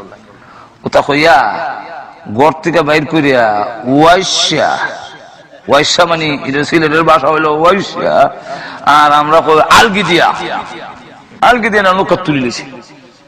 তুলছে পরে এখন নৌকালের কাছে ইঞ্জিন স্টার্ট দাও, দিছে ইঞ্জিন স্টার্ট, নৌকা চলছে দিরাইয়ের দিকে। মেয়ে আমার তো তার লইয়া যায় কি, তখন বুঝি লাইছে, বুঝা করছে কি তার নৌকার যে গোড়া, গোড়া বোঝেন তো আপনারা, মাঝখানে যে একটা দেয়, ওইটার মধ্যে ফেস দিয়া ধরছে, দই দিয়া স্বামীর বাড়ির দিকে ফিস দিয়া বাপের বাড়ির দিকে রূপ দিয়া হয়, আমি যাইতাম না। যাইতাছেনি ওদের কিছু কই না, যাইতাছেনি না যাইবো? মেয়ে তো স্বামীর বাড়ির দিকে ফিস দেওয়া তো যাইতেছে কেমনে? স্বামীর বাড়ির দিকে ফিস দিয়ে শক্ত করে গুড়া নৌকার গুড়ার দইরা হয়, আমি যাইতাম না। যাইতাম না যতই কয়, নৌকা যাইতাছে, যখন ঠিক কিনা সে যাইতাছে। ঠিক তেমনি ভাবে আমাদের চাল চলন আখিরাতের দিকে ফিস দিয়া রাখছি, দুনিয়ার দিকে মুখ দিয়া রাখছি, আর বোঝা যায় চাল চলনে যাইতাম না। আর আমি যে সময়ের কাটার মধ্যে বসা, এটা ফক্কর লাগাইতে ইঞ্জিনের চালিত নৌকার মতো যাইতেছে, সময় যাইতেছে। এই কারণে যতটা মিনিট যাইতেছে ততটা মিনিট আমি আল্লাহর দিকে যাইতেছি। যেরকম ঠিক কিনা? তাই আল্লাহ রাব্বুল আলামিন বলেন, কাইফা তাকফুরুনা বিল্লাহি ওয়া কুনতুম আমওয়াতান ফাআহইয়াকুম। ও পৃথিবীর মানুষ, কিভাবে তোমরা নাফরমানি করো অথচ তোমরা জানো তোমাদের জীবন আমি দিয়েছি, আবার মরণও আমি আল্লাহ দিব, কেউ ধরে রাখতে পারবে না। তোমাদের মরণ আমি আল্লাহর নিয়ন্ত্রণে, আমি যেই সময় চাই এই সময় নিয়ে আসবো।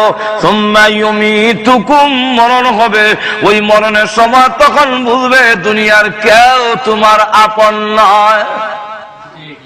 আর তো এখন না মাঝে মাঝে কিচ্ছাও খাওয়ান লাগে, হইলিতাম নি একটা কিচ্ছা হই। দুই ভাই, এক ভাই একটু আল্লাহওয়ালা, কিছুদিন মাদ্রাসা তো পড়ছে, আল্লাহওয়ালা, নামাজ পড়ে, আওয়াবিনের সাথে চাষতের নামাজ পড়ে। আরেকটা ভাই সুদের ব্যবসা করে, নামাজ নামাজ নাই, খালি ঘুম থেকে ওইটা লাভের লাভ, লাভের লাভ, লাভের লাভ। তুই শুধু ভাই বড় ভাইরে গিয়ে ওয়াজ করে, ভাই ইফরের জন্য ইটা কইরা লাভ বুকিতা ফিডা তো তুমি একলা খাইবা, হ্যাঁ কিন্তু নিত না। ঢাকায় বাসা, ঢাকায় একটা বাসা আছে, একবার কোটি টাকার মালিক, কোটি কোটি টাকার মালিক মারা গেছে, নামাজ পড়ছে না। তো মসজিদের ইমাম সাহেবরা কইলো যে না, নামাজ পড়বো না, তার জানাজার নামাজ পড়তাম না। এবার মসজিদ একদিন আইলো না, তার জানাজা করে গেটুই তো থয়ে দেব। তার ছেলে রাখো, এটা আমরা মান সম্মানের প্রশ্ন, একটা সামাজিকতা তো আছে, এখন জানাজা না পড়লে কেমনে হয়? বলো ঠিক আছে, পড়তাম পারি যদি কাফারা দাও। কাফারা হইলো একটা শাস্তি, যাতে ভবিষ্যতের কেউ নামাজ না ছাড়ে। হুজুর কাফারা এসে দেখেন কত হইছে, হিসাব করে দেখে 6 লাখ টাকা হইছে। কলাক এখন তার ছেলেরা তার বাসায়, ঢাকাইয়া বাসায় কয়, হালায় নামাজ পড়লো নাকি? ডাইনিবি মসজিদ, বামিবি মসজিদ, হালায় নামাজ পড়লো নাকি? এখন আমরা কাফারা দিব মুখে।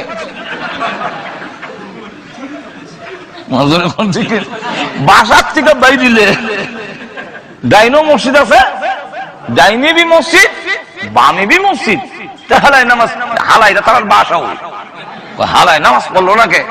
আমরা এখন কাপ্পারা দিব মুখে, আমরা কাপ্পার দিব। টাকার মালিক হন আমরা, কামাইছেন আপনি বাবা।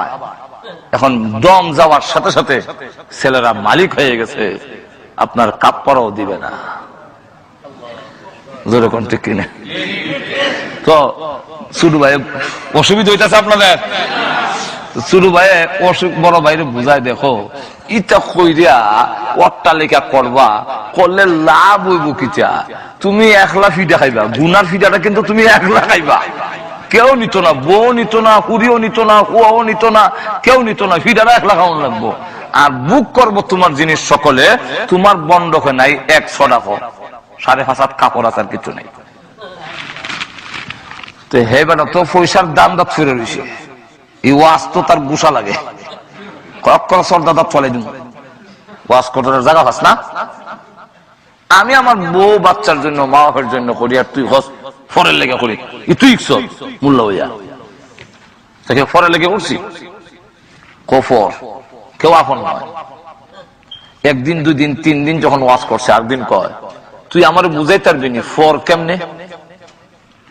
আপন আমার সন্তান, আমার বউ, আমার মা বাপ, ফর হইলো কেমনে? বুঝাইতেন দেখি। বুঝাইতে গেলে হাদিসের মধ্যে আইছে, মুতু ক্বাবলা আন তামুতু, মরার আগে মরো, তুই বুঝিলেই বা কে আপন আর কে। ও কেমনে মরতাম? ফাঁসি লেগে যে মুগি না, মরার একটা বাদ ধর, সকলের সামনে তুমি কইবা, চিৎকার দিবা, আমার ফেরের বেদনা হইতাছে। এটা হলো একটা অভিনয়। কইয়ার পরে লাম বইয়া ফুরি যাবে, দাঁত দাঁতে কামড় দাঁত ধরে রাখবা, হাত শক্ত করে রাখবা, আর আমি না কোয়া পর্যন্ত আর জিতা হইল না।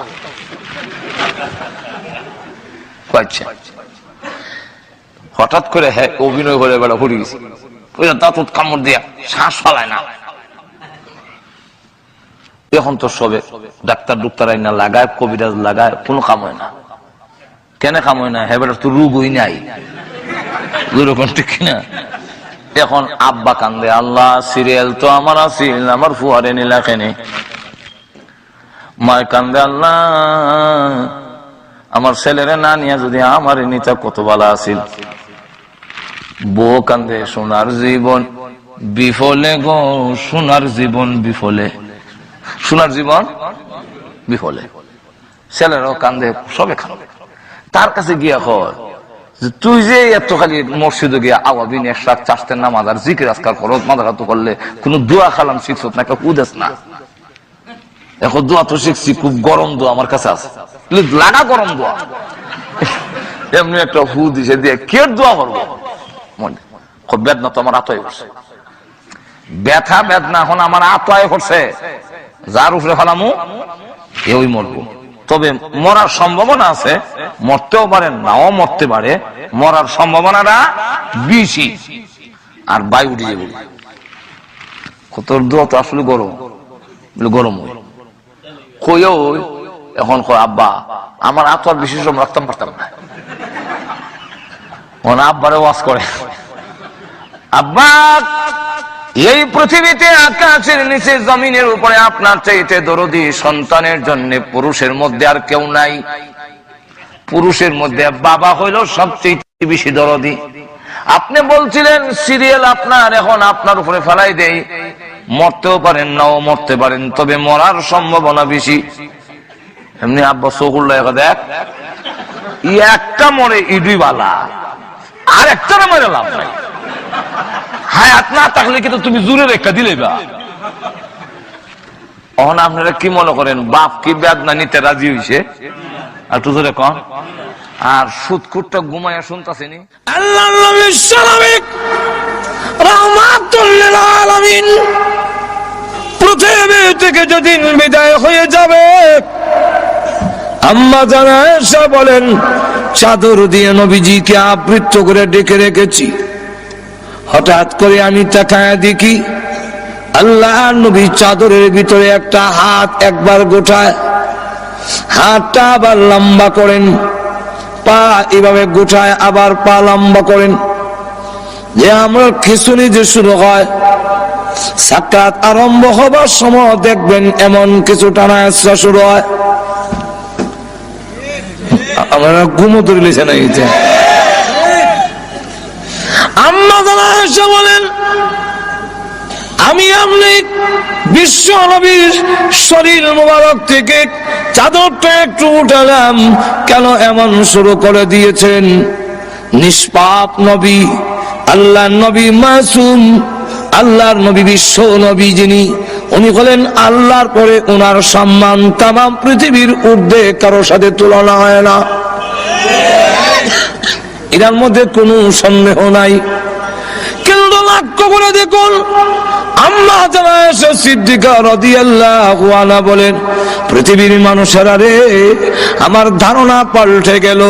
আমি যেই মাত্র আল্লাহর নবীর শরীর মোবারক থেকে চাদর সরালাম, এমনি তাকায় দেখি নবীজির মাথা মোবারক থেকে নিয়ে পা মোবারক পর্যন্ত এমন কোন পশম মোবারক নাই যেখান থেকে আল্লাহর নবীর ঘাম বের হয় নাই।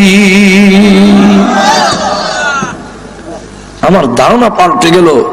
নবীর যদি রহম, তাহলে আল্লাহ যে বলছেন কুল্লু নাফসিন যায়িকাতুল মাউত, এই আয়াত 100% ঠিক।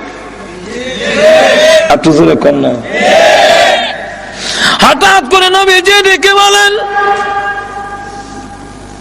হে ফাতেমা, দরজার দিকে তাকে দেখো গো মা, কে যেন সালাম দেয়, বারবার পারমিশন চায়।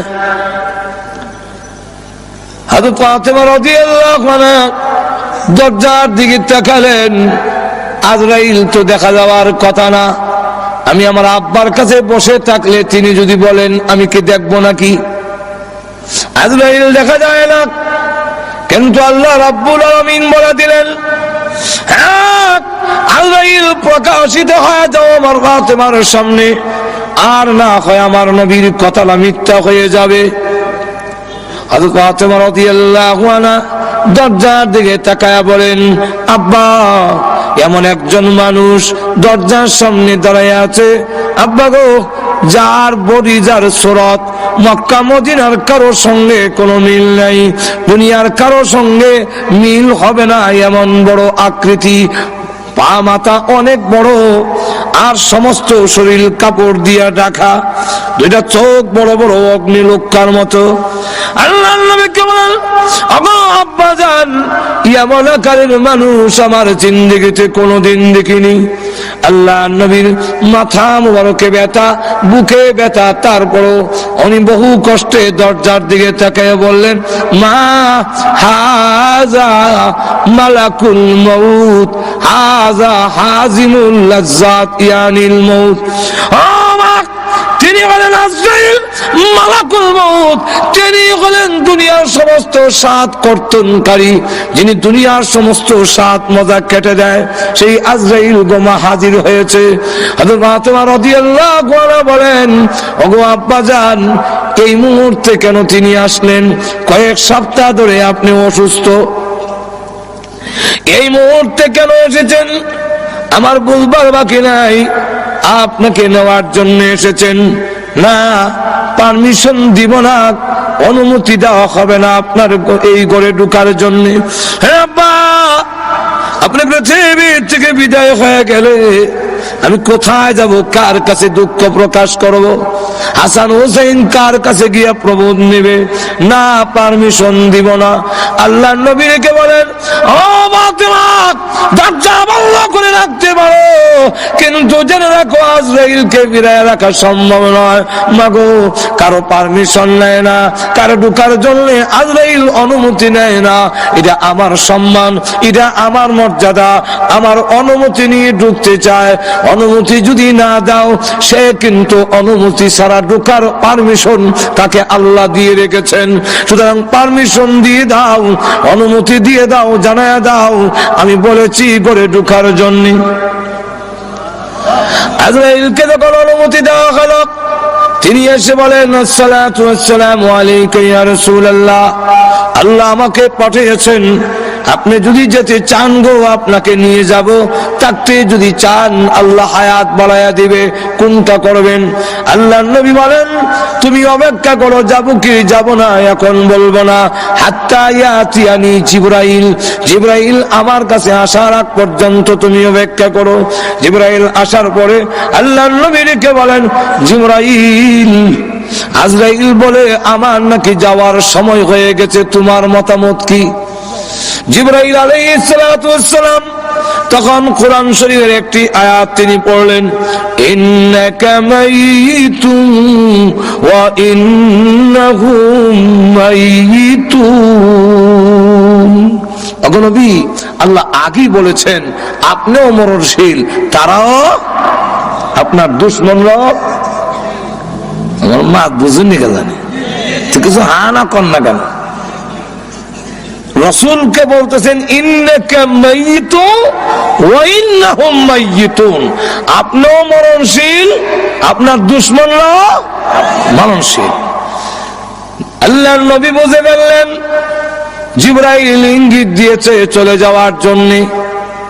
নবীজি কান্দেন। জিবরাইল ডেকে বলেন, ইয়া রাসূলুল্লাহ, ইয়া হাবিবাল্লাহ, আপনি আপনার বন্ধুর দরবারে যাবেন, রফিক আলা, পরকালে আপনার নাজ নেয়ামত ইহকালের চাইতে আরো অনেক বেশি। নবীজি সম্মান বেশি হবে, আপনি কান্দেন কেন? নবীজি বলেন, জিবরাইল, আমি আমার জন্য কান্দি না। কার জন্য কাঁদছেন? ফাতেমার জন্য।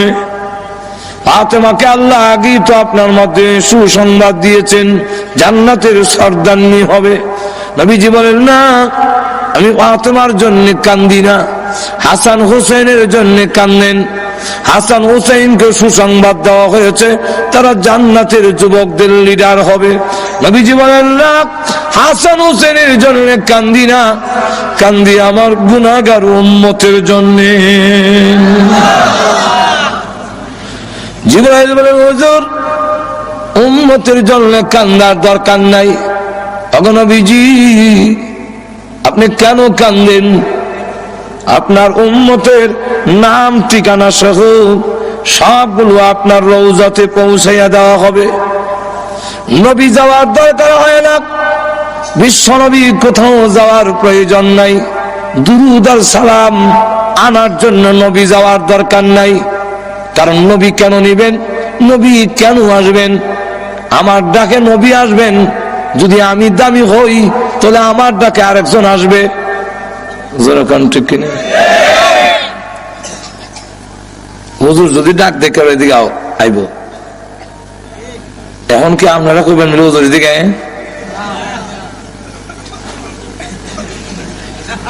যার দাম বেশি ওনারা ডাক দেয়া কখন জানাবেন আপনি আইয়া নেন। আল্লাহ নবীর সম্মান বেশি, নবীকে বলা যায় না নবী আসেন আয়া নেন দুরূদ সালাম। গেল একটা। আর একটা হইল আমরা দুরূদ আর সালাম পড়ি, এগুলা কি নবীর লাভ না আমাদের লাভ? লাভটা কার? তাহলে দুরূদ সালাম পৌঁছানির ব্যবস্থা তো আমরা না করতাম, লাভ আপনার আর রাসূল নিত। ভাই আমার লক্ষ্য করে দেখুন, আল্লাহর নবী বিশ্ব নবী রাহমাতুল লিল আলামিনকে জিবরাইল আলাইহিস সালাতু ওয়াস সালাম বলতেছেন, ইয়া রাসূলুল্লাহ, ইয়া হাবিবাল্লাহ, আল্লাহর নবী গো কান্নার দরকার নাই, আপনার উম্মতের দুরূদ আর সালাম পৌঁছাইয়া দেওয়া হবে। আমিও আছি, একজন ফেরেশতা আল্লাহ তৈরি করে রেখেছেন। পৃথিবীর যতগুলো মাখলুক আছে, আম্মার ইবনে ইয়াসির থেকে বর্ণিত হাদিস, ওই ফেরেশতার ততটা কান আছে। পৃথিবীর যেই কোনো জায়গায় যেই কোনো লোক যদি দরুদ পড়ে, তার বাবার নাম দাদার নাম 14 গোষ্ঠীর নাম সহ ঠিকানা সহ মুহূর্তের মধ্যে আল্লাহর নবীর কাছে পৌঁছাইয়া দেওয়া হয়। নবী নেওয়ার দরকার নাই। নবীজি কান্দেন না, আপনার উম্মতের সংবাদ আপনি পেয়ে যাবেন। এটাও তো আল্লাহ আগে আপনাকে জানাইয়ে দিয়েছেন। নবীজি ডাক দেবেন, জিবরাইল উম্মতের সংবাদ পাবো কি পাবো না এই জন্য কান্দি না জিবরাইল। সন্তান যদি ইংল্যান্ড থাকে আর ভালো অবস্থানে থাকে, তাহলে সংবাদ না পাইলো মা বাবার মনটা কিছু হইলো শান্তি থাকে। ছেলে খোঁজ খবর নেয় না, কিন্তু অন্যের মারফতে জানতে পারে ইংল্যান্ড লন্ডনের মধ্যে তার ছেলে খুব ভালো পজিশনে আছে, সম্মানী আছে, কিছু হইলেও শান্তি পায়। আমার না দেখ, আমার ছেলে তো ভালো আছে। সংবাদ যদি নাও পাই, আমার উম্মত যদি এই পৃথিবীতে ভালো অবস্থানে থাকে, তাহলে আমার তো সংবাদ পাওয়ার দরকার নাই। এটা আমার বিষয় নয়। আমি কেন কান্দি? এতদিন পর্যন্ত আল্লাহ আমাকে আয়াত নাযিল করে জানায়া দিয়েছিলেন, মা কানাল্লাহু লিয়ুযিবাহুম ওয়া আনতা ফীহিম। ওগো নবীজি আপনি যেখানে আছেন এদেরকে আমি আল্লাহ গজব দিব না, আমি আযাব দিয়ে শেষ করব না, যেহেতু আপনি এখানে আছেন। ও জিবরাইল, আমি রাসূল যখন পৃথিবী থেকে বিদায় হয়ে যাব, তখন আমার উম্মতের জিম্মাদার কে হবে? তামাম পৃথিবীর উম্মতে মুহাম্মদী যদি একসাথে আল্লাহ গজব দিয়ে শেষ করে ফেলে, আমার উম্মতের দায়িত্ব কে নেবে? কে এই দায়িত্ব গ্রহণ করবে? এমনি আল্লাহ ডাক দিয়ে বলেন, ওরে জিবরাইল, আমার বন্ধুকে বলো চোখের পানি মুছে ফেলার জন্য। আর কাঁদতে হবে না, আর কাঁদতে হবে না। এখন থেকে আনা কাবিলুম মিনহুম, আমি স্বয়ং আল্লাহ তার উম্মতের জিম্মাদার হয়ে গেলাম।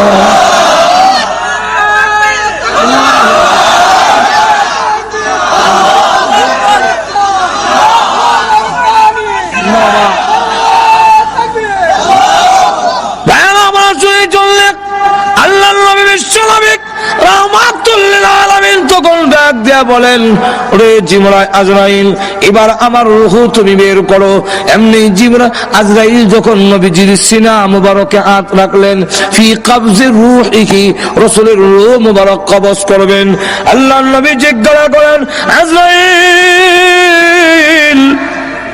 তুমি আমার বুকে হাত রেখেছো, মনে হয় যেন উহুদ পাহাড়টা আমার বুকে রেখে দিয়েছো। আজরাইল বলে, আল্লাহর নবী এত সহজে কারো রূহ বের করি নাই, কোনদিন করব না। এরপর এরকম আল্লাহর নবী বিশ্ব নবী রাহমাতুল লিল আলামিন একটি পাত্রের মধ্যে হাত ভিজায় মুখের মধ্যে মালিশ করে আর বলে, আল্লাহুম্মা বির রাফিকিল আলা, আল্লাহুম্মা ইন্নী আউযু বিকা মিন সাকরাতিল মাউত ওয়া গামারাতিল মাউত। মরণ বুঝি এত কষ্ট বুঝি মরণ। সাকরাতের যন্ত্রণা থেকে, মৃত্যু যন্ত্রণা থেকে কেউ রেহাই পাবে না, সকলেই মৃত্যু যন্ত্রণা ভোগ করতে হবে, জানবীর করতে এত কষ্ট হবে। আরে আল্লাহ রাব্বুল আলামিন কোরআনে উল্লেখ করে দিয়েছেন, ওয়ান্নাজিআতি গারকা والنازعات غرقا والناشطات نشطا سلام قولا من رب رحيم।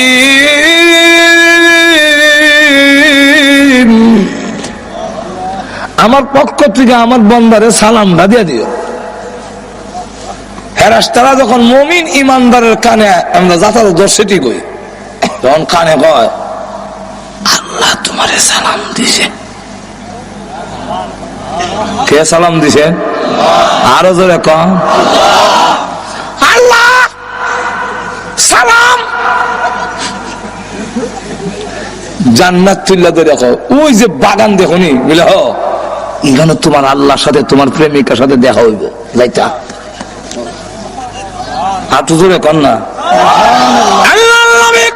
বিশ্বনবী রাহমাতুল লিল আলামিন বলেন, আবু বকর তোমার রূহ বের করার সময় আল্লাহর ফেরেশতারা কানের কাছে কোরআনের আয়াত পড়বে আর রূহ বের করবে। আল্লাহ ওয়ালারা ওই সালাম শুনে, আয়াত শুনে মৃত্যু যন্ত্রণার কথা বলে যাবে। আল্লাহর নবী বলেন, ও আবু বকর এই আয়াত পড়বে তোমার কানের কাছে, ইয়া আইয়াতুহান নাফসুল মুতমাইন্না ইরজিই ইলা রাব্বিকি রাদিয়াতান মারদিয়া ফাদখুলি ফি ইবাদি ওয়াদখুলি জান্নাতি। জোরে কর না সুবহানাল্লাহ। হুজুর বুঝছি না সুবহানাল্লাহ কেন না বুঝছি কর।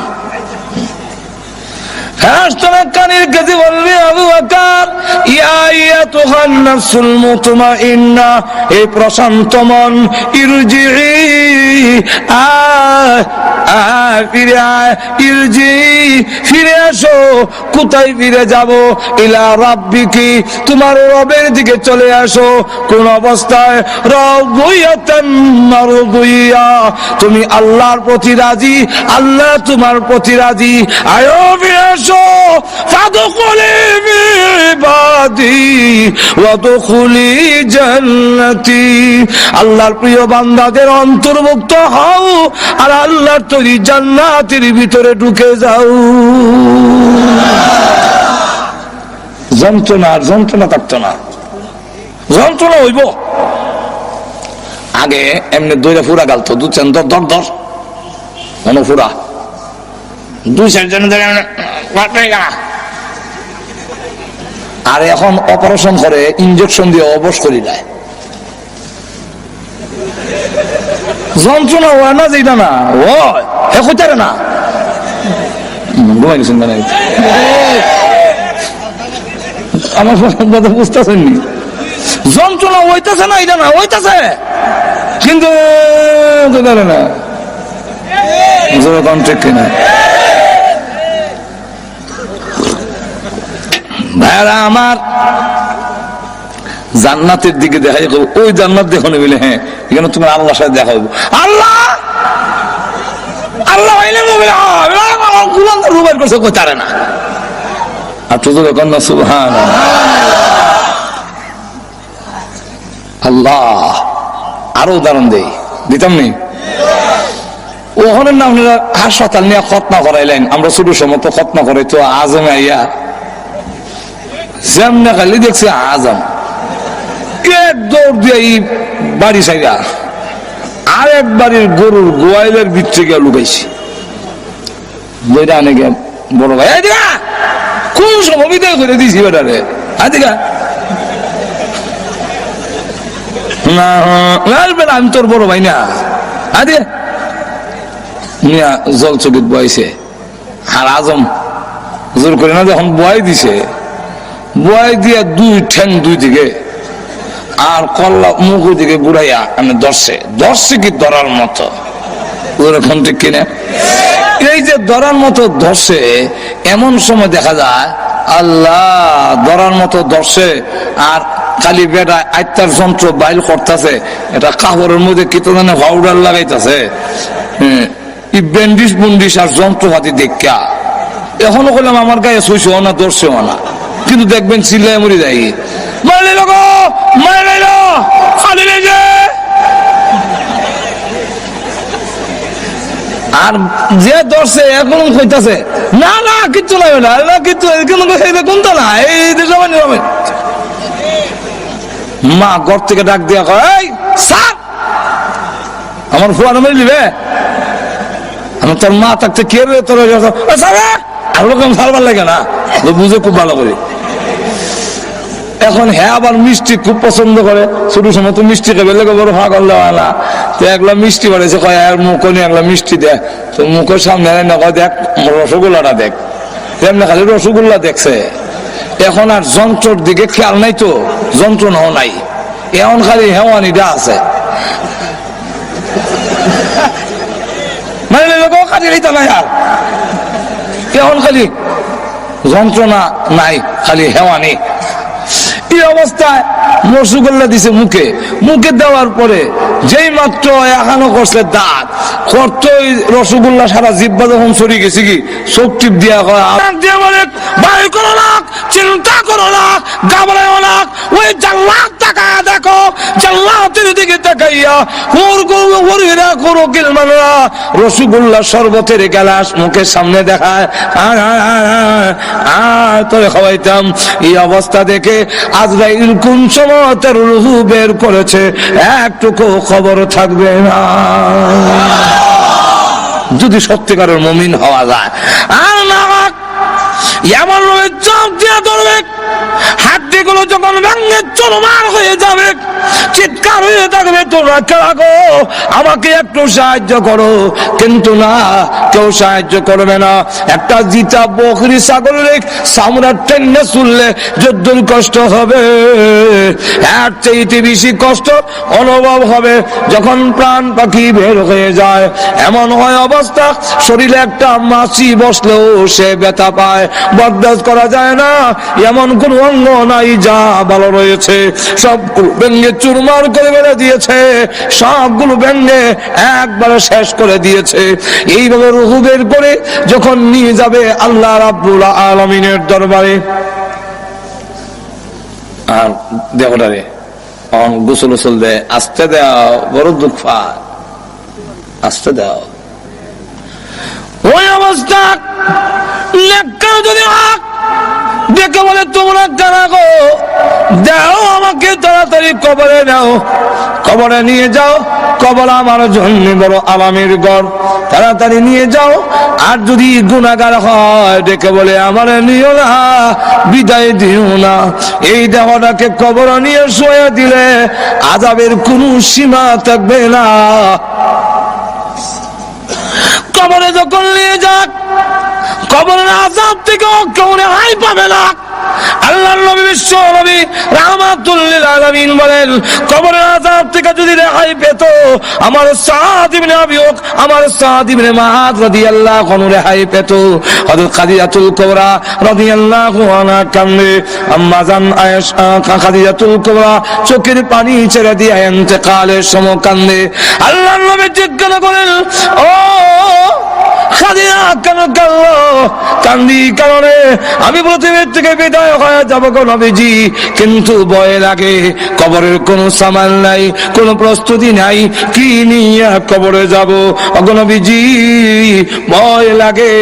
আল্লাহ নবীকে আরো বলেন আর একটার জন্য কান্দি, একটা হলো আমি পৃথিবীর থেকে বিদায় হইয়া কবর কি লইয়া যাব, কবরের কোন সামান আমি খাদিজাতুল কুবরা নাই, এই জন্য কারণে। আর একটা কারণ হলো মক্কার বেঈমান কাফেররা আপনার প্রতি নির্যাতন করে, আপনাকে কষ্ট দেয়। আমি খাদিজা আপনার পাশে ছিলাম, আমি বিদায় হয়ে গেলে আপনার সহযোগিতা কে করবে? নবীজি দুঃখের পাশে ছিলেন খাদিজাতুল কুবরা, আমি বিদায় হয়ে গেলে তখন আপনার সহযোগিতা কে করবে? ফাতেমা রাদিয়াল্লাহু আনহা এই সময় ছোট ডাক দে বলে, মা আপনি কাঁদলেন না, আপনি বিদায় হয়ে গেল, আমি ফাতেমা আব্বার সাথে আছি, জীবন যেতে পারে আমি আমার বাবাকে ছেড়ে দূরে যাব না। এই জন্যে আল্লাহ নবী যখন দাওয়াতের কাজে যেতেন ফাতেমা পিছনে কোমর ধরে রাখত, কাপড় ধরে রাখত।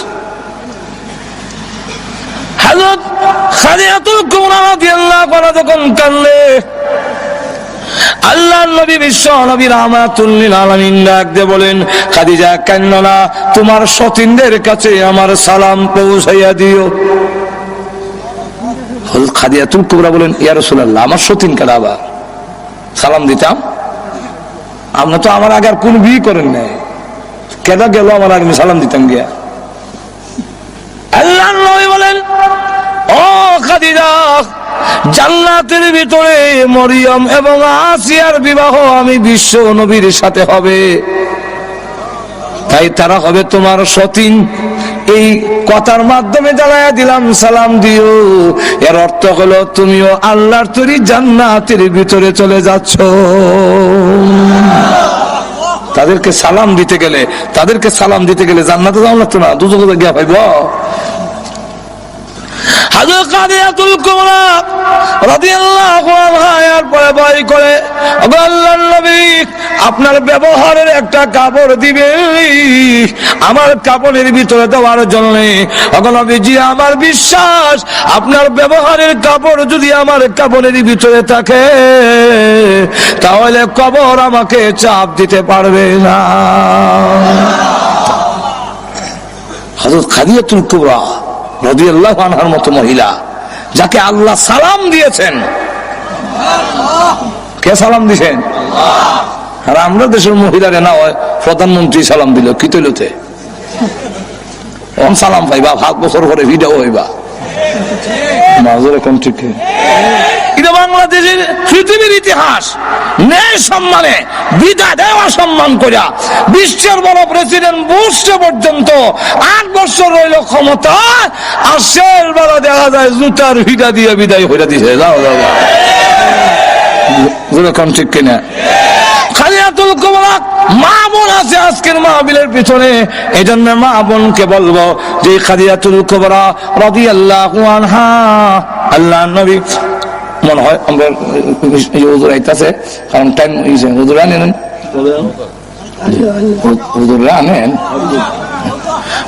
আমার মানে, কারণ প্রত্যেকের তো একটা টাইম আছে, এখন ঠিক না? 12টার ভিতরে দোয়া হইব, তো আমরা হুজুর উনিও আছেন আইসা দোয়া করবে। আবার 12টা বাজে গেলে অনেকের বাসা বাড়ি তো, এটা তো আর গ্রামগঞ্জ না, বাসা বাড়ি শেষে গেটে আর খোলা হয়তো না, সারা রাত 12 টাউন লাগবো খারাপ। আমার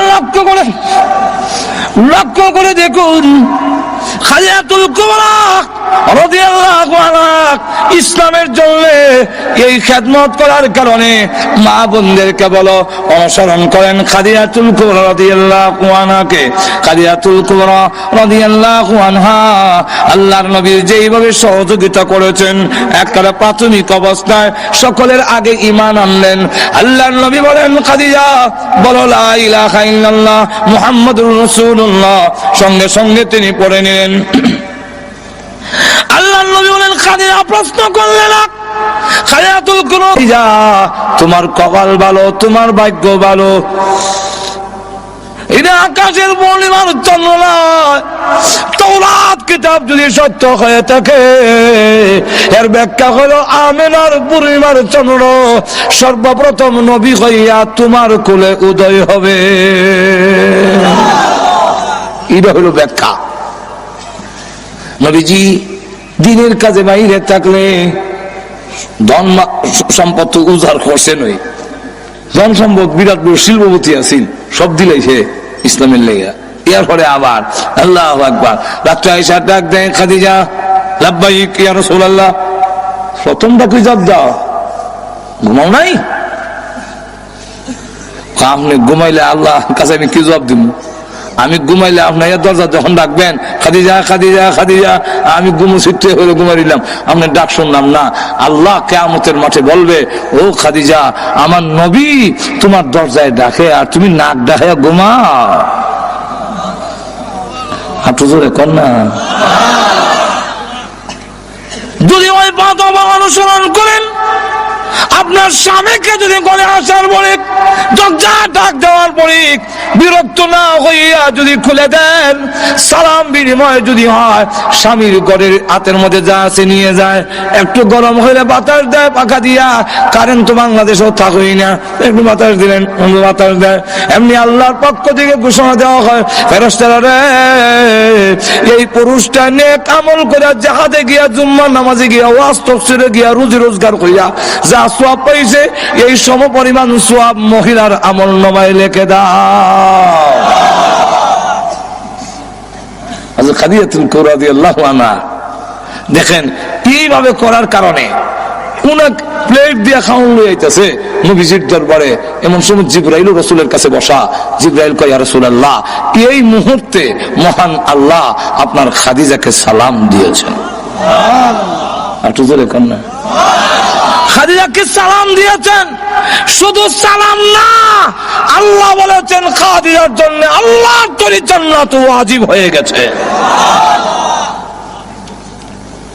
সুতরাং মা বোনরা যদি খাদিজাতুল কুবরাকে অনুসরণ করেন, তাহলে জীবনে দুনিয়া তো দামি হবে, পরকালও দামি। যেরকম ঠিক না? আর যদি তসলিমা নাসরিন রে আর উরুস মুরুস জামানের লেগে চিন্তা ধারা করেন, যেরকম ঠিক কিনা? একটা তো আছে আমাদের দেশের হাউজি বাম্পার এক্সিবিশন মেলা, আর আরেকটা হইল উরুসের নাম দিয়া আরেক বড় ভণ্ডামির মেলা। এটা তো গিয়া দেখা যায় বেডা বেডি, জডা জডি, যুবক যুবতী, লাউ ডকি, গুতা গুতি, বাড়াবাড়ি, গাঞ্জার দুয়ায় কিয়ামতের অন্ধকার। আপনি তো দেখেন না, ওইগুলোর থেকে এইগুলা না গিয়ে 5 ওয়াক্তের নামাজ পড়েন। আল্লাহ রাসূল বলেছেন, ইদা সাল্লাত খামসাহা, 5 ওয়াক্তের নামাজ আদায় করেন। সামাত শাহরাহা, রমজান মাসের রোজা রাখেন। আসরাত ফারজাহা, পর্দা করেন। ওয়া আতাত বালাহা, স্বামীর কথা মেনে চলেন। ফাল তাদখুল মিন আই আবওয়াবিল জান্নাতি শাআত, আপনি যে কোন দরজা দিয়ে ইচ্ছে 8টা বেহেশতের প্রত্যেকটা দরজা খোলা থাকবে, যে কোন দরজা দিয়ে ইচ্ছে আল্লাহর তৈরি জান্নাতের ভিতরে প্রবেশ করতে পারবেন। আর আপনারা খালি এত মহিলারও কইলাম, হেরা করবো খালি বেড়াইতে রোখায়। আমরা দেশের বেড়াই নোবালা না। আর তো জোরে কন না। সারা জীবন সাহেব বউরে গোলাম বান্দিনীর লাগান, দাসী বান্দির লাগান রাখতো। ওদের করো, আমি জামাই। এই সিস্টেম ইসলাম মানে না। আর তো জোরে কন না। এই সিস্টেম ইসলামের মানে না। একজন বান্দি এবারে থাকবেন, আপনি নবাব নাসরুল্লাহ থাকবেন, ইরার নাম যদি সালাম হয়, তাহলে তো আমরাও কিছু কদম বসি করম দরকার। বউ করবো মনে করেন 29 দিন, আপনি একদিনও তো বউর ভাও ধরে কইতেন বিলাও তোমার অর্ডার ধরে, যেরকম ঠিক কিনা? ফির সাহেবের যদি ভাও ধরায় মুড়িদের 29 দিন, ফির সাহেব তো মুড়িদের একদিনই ধরতো। কই হয়েছেন এগুলা? মাজুর এখন ঠিক কিনা? কই পাইছেন এগুলা? আল্লাহ নবীর কদম ধরে সালাম করেছেন, কেউ কদম ধরে করেছেন, এর ইতিহাস নাই। ওই মুসলিম শরীফের কেউ ধরে দিছিল, ধরে দিছিল কদম বুসি, এটার নাম কদম, এটার নাম কদম বুসি, আর আমরা এটার নাম আত বুসি। আত বুসি, আত বুসি দাম সুমনা বুসত, সুমা দেওয়া।